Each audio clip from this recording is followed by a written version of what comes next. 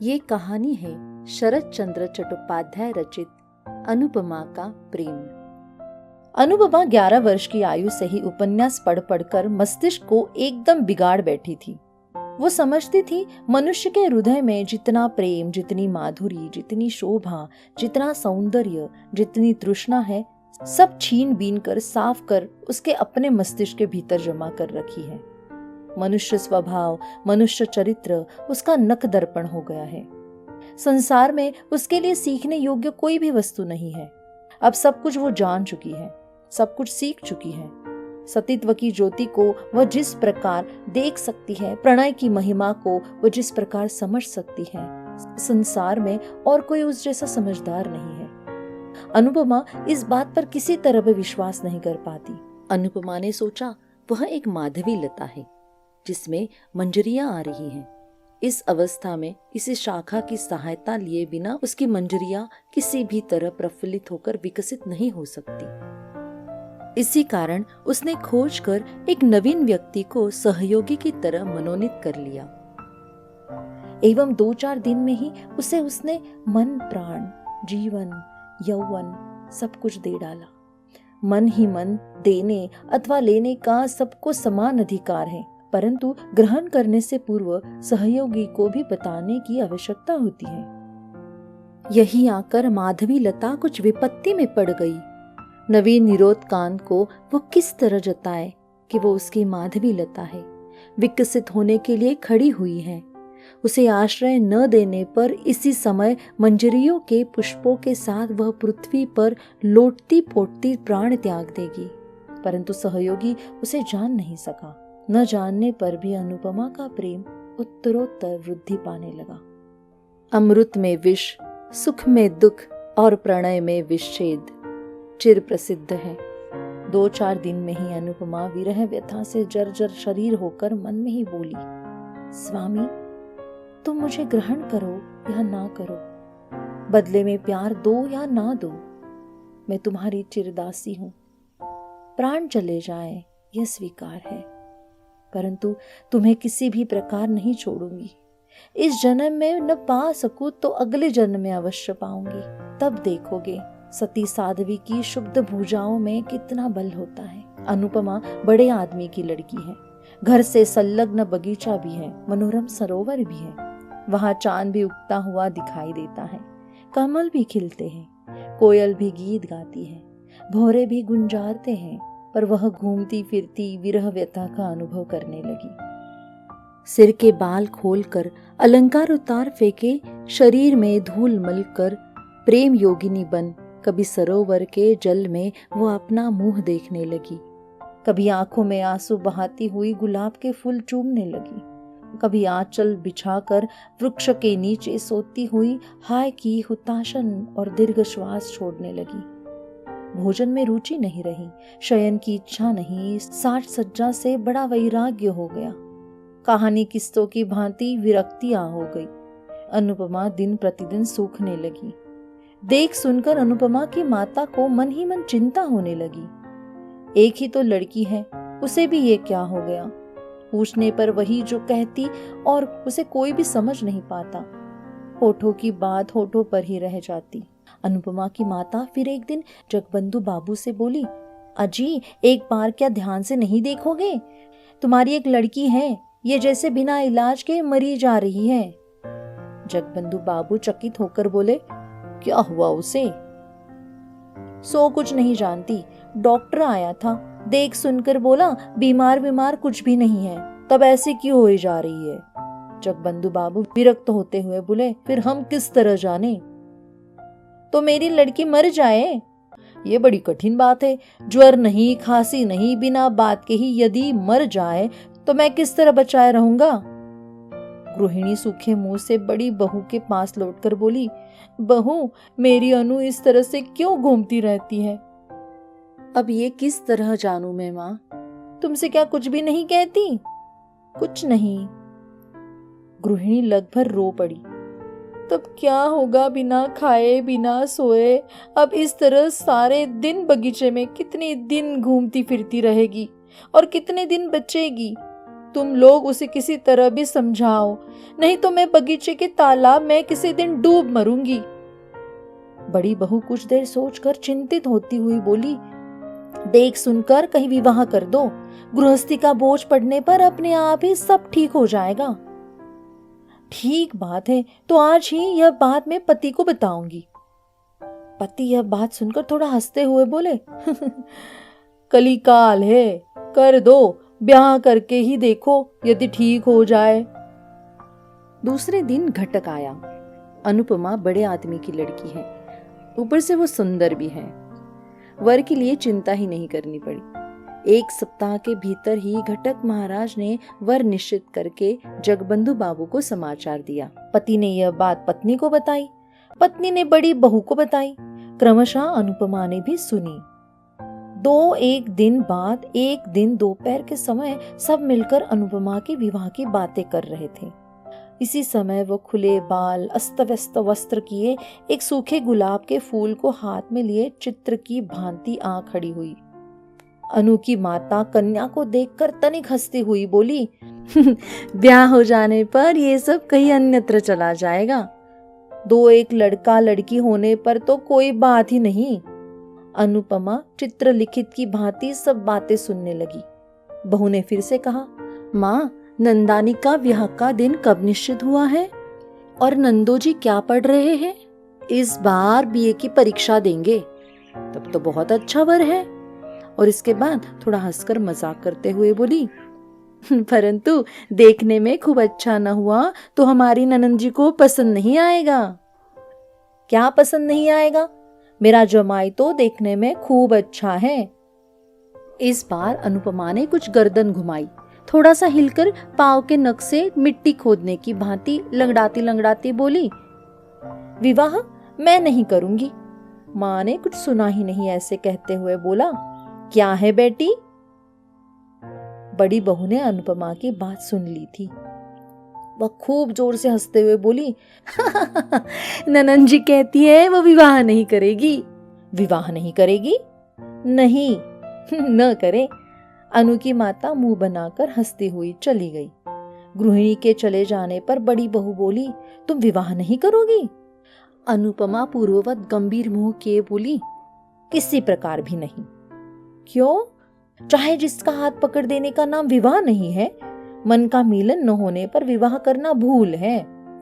सुनकर बड़ी बहू थोड़ा चकित होकर अनुपमा के मुंह की ओर देखते हुए बोली, हाथ पकड़ा देना क्या बात होती है?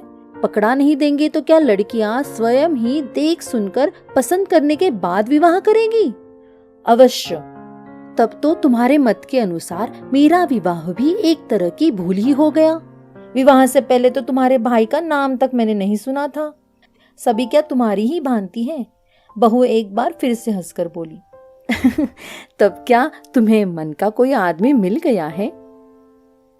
अनुपमा बड़ी बहू से हास्य विद्रूप से चिढ़कर अपने मुंह को चौगुना गंभीर करते हुए बोली, भाभी मजाक क्यों कर रही हो?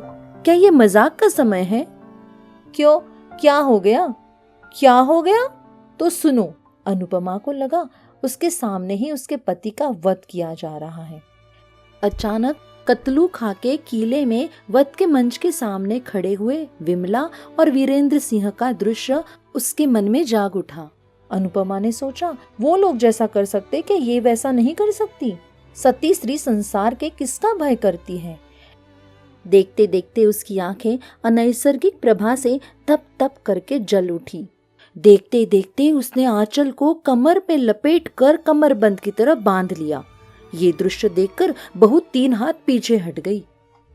क्षण भर में अनुपमा बगल वाले पलंग के पाए को जकड़कर आंखें ऊपर उठाकर चित्कार करती हुई कहने लगी, प्रभु, स्वामी, प्राणनाथ, संसार के सामने आज मैं मुक्त कंठ से चित्कार करती हूँ, तुम ही मेरे प्राणनाथ हो। प्रभु, तुम मेरे हो, मैं तुम्हारी हूँ। ये खाट के पाए नहीं, ये तुम्हारे दोनों चरण हैं। धर्म को साक्षी मानकर तुम्हें पति के रूप में वरण किया है। इस समय भी तुम्हारे चरणों का स्पर्श करती हुए कह रही हूँ, इस संसार में तुम्हें छोड़कर अन्य कोई भी पुरुष मुझे स्पर्श नहीं कर सकता। किसमें शक्ति है कि प्राण रहते हमें अलग कर सके? अरे माँ, जगत जननी। वही बड़ी बहू चित्कार करती बाहर आ गई।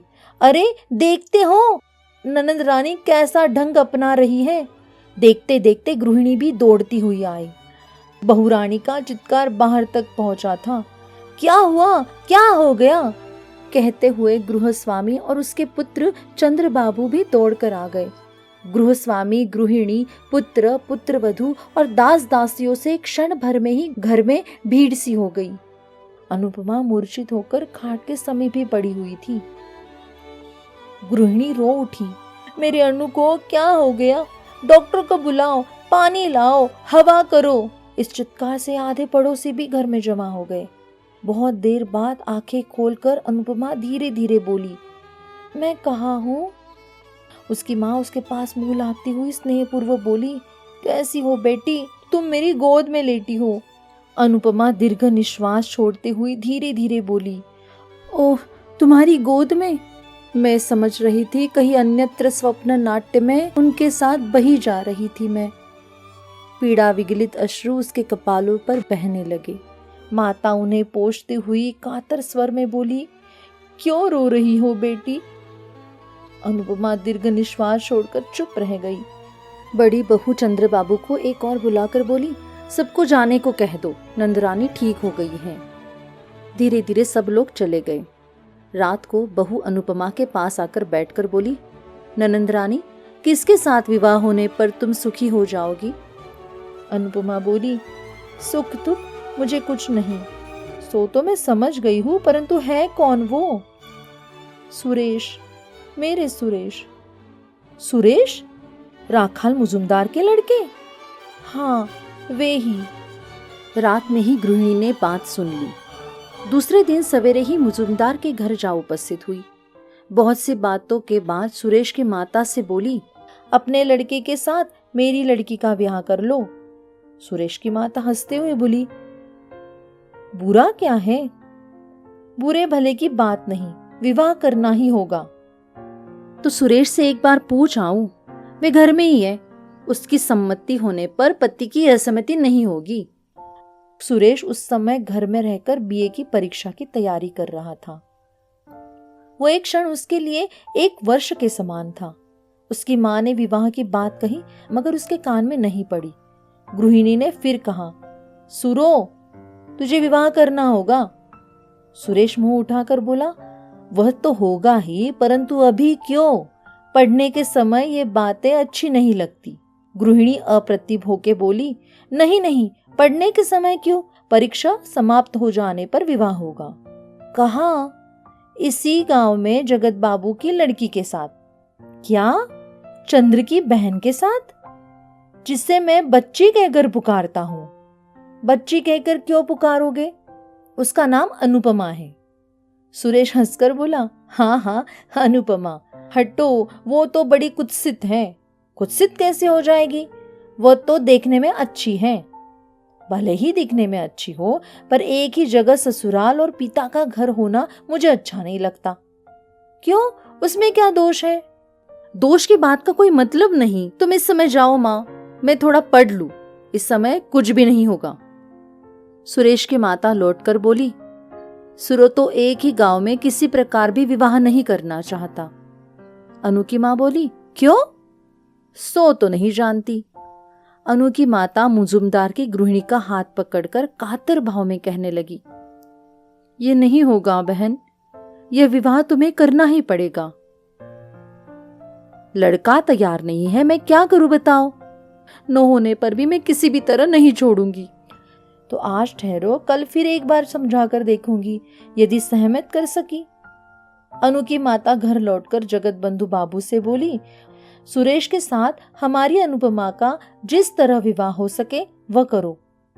पर क्यों, बताओ तो।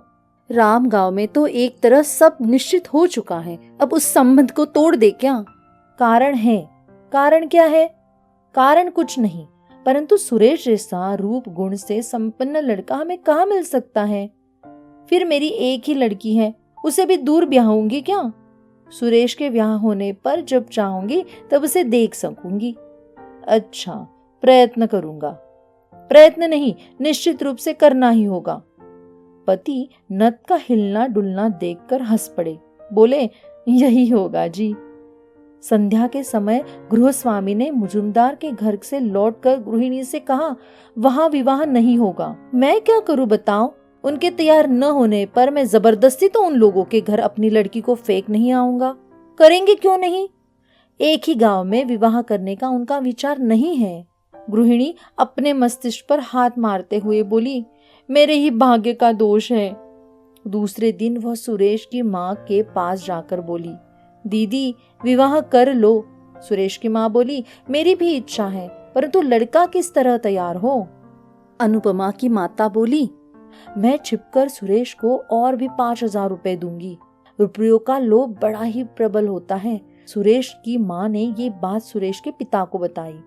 पति ने सुरेश को बुलाकर कहा, सुरेश तुम्हें ये विवाह करना ही होगा। क्यों? फिर से क्यों? इस विवाह में तुम्हारी माँ का मत ही मेरा मत है, और साथ ही साथ एक कारण और भी है। सुरेश सर नीचा करते हुए बोला, यह पढ़ने लिखने का समय है, ये परीक्षा को हानि होगी। उसे मैं जानता हूँ बेटा, पढ़ाई लिखाई की हानि करने के लिए तुमसे नहीं कह रहा हूँ। परीक्षा समाप्त होने जाने पर विवाह करो। जो आज्ञा। अनुपमा की माता के आनंद की सीमा नहीं रही। फौरन यह बात उन्होंने अपने पति से कही। मन के आनंद के कारण दास दासी सभी को यह बात बताई। बड़ी बहू ने अनुपमा को बुलाकर कहा, ये लो तुम्हारी मन चाहे वर को पकड़ लिया है। अनुपमा लज्जापूर्वक थोड़ा हंसते हुए बोली, ये तो मैं जानती ही थी। किस तरह जानती थी? चिट्ठी पत्री चली थी क्या? प्रेम अंतर्यामी होता है। हमारी चिट्ठी पत्री हृदय में चला करती है। धन्य हो तुम जैसी लड़की। अनुपमा के चले जाने पर बड़ी बहू ने धीरे धीरे मानो अपने आप से ही कहा, देख सुनकर शरीर जलने लगता है। मैं तो 3 बच्चों की माँ हूँ और ये आज मुझे प्रेम सिखाने आई है।